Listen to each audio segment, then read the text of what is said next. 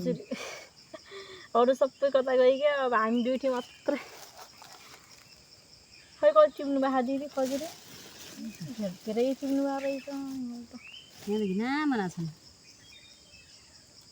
खजुरी थोरै छ अरू हामीलाई छोडिनु गइक्यो नि खजुरी धेरै टिप्न लाग्यो माथितिर मस्ती होला नि त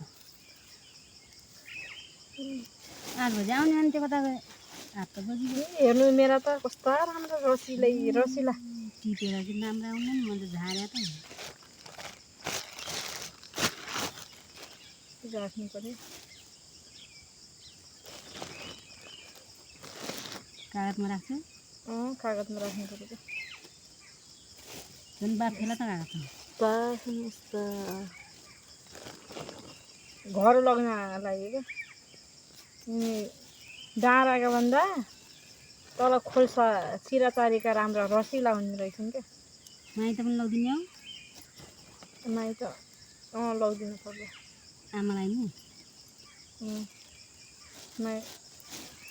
आमाले मन पराउँछ नि हाम्रो मम्मीलाई खाना मिल्दैन के भयो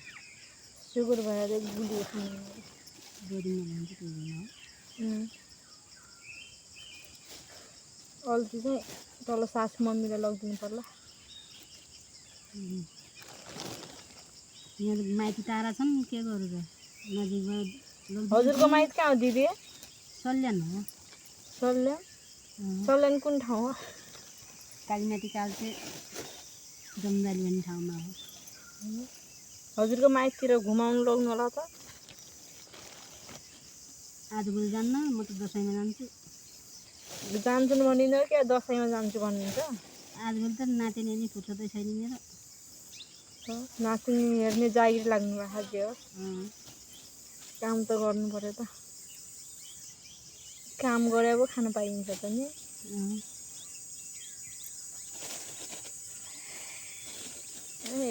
खसे पनि हाल्दिनु लाग्यो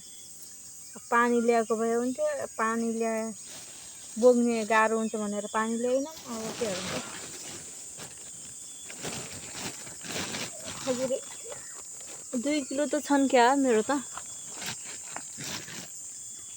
तल माथिबाट के अरे माथि डाँडादेखि खस्या पनि त्यही पनि यति भयो क्या आधी गइदियो होला हजुरको खै कति छ उचाल्दैछ धेरै टिप्नु भएको रहेछ धेरै छन् मेरा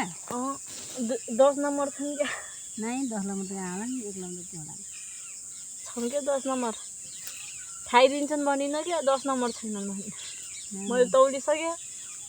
कसले खाइदिन्छ र मैले तिम्रो 2 किलो बाटिन्दा अगाउँछ गाह्रो भयो जाम घरतिर जाम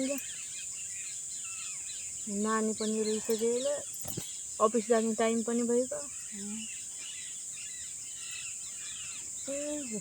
चोप लाग्ने खजुरीको पनि चोप हुँदो रहेछ नि यस्तो हेर्नु त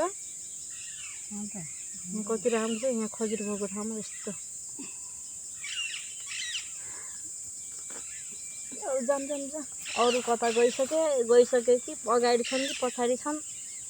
हामीलाई छोडेर गएको पठाउनु जानु भन्छ त गयो होला